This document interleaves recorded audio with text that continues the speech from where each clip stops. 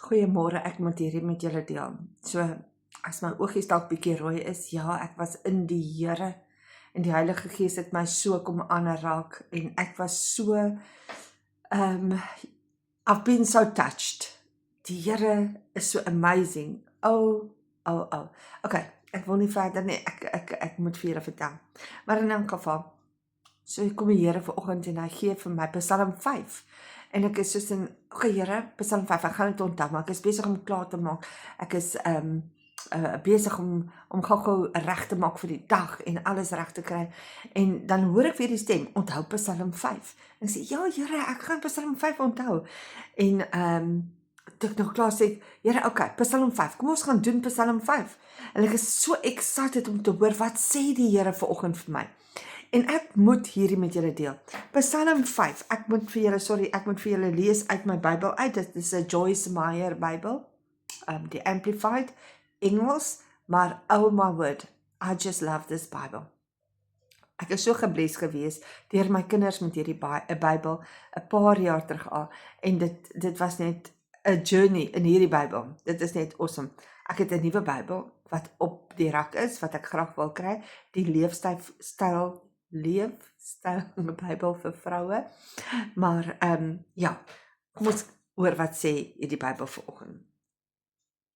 So Psalm 5 vers 3. Julle hoor hierso. In the morning you hear my voice, O Lord. In the morning I prepare a prayer, a sacrifice for you, and watch and wait for you to speak to my heart. Ek dink ek het nie nodig om dit te sê nie. Dit was net overwhelming vanoggend. En as dit nie al is nie, ek moedig jou aan, gaan lees Psalm 5. Kom ek by Psalm 11, en ek het, die Here weet, ek is op 'n journey, en ek vertrou hom, en dan is daar twyfel, en daar is moedeloosheid partykeer, en hierdie het die Here vir my kom gee vanoggend, spesifiek vir my. Ek loof hom, ek prys hom, want dit wys vir my hoe hy in ons belang stel. Die Here stel belang in jou. Hy is so lief vir jou. Hy gee om wat jy dink, hy gee om wat in jou hart aangaan. Hy gee om oor jou lewe.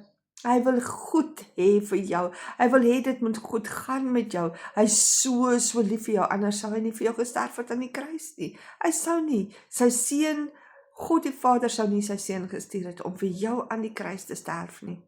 En oh my word, Holy Spirit, thou art welcome in this place.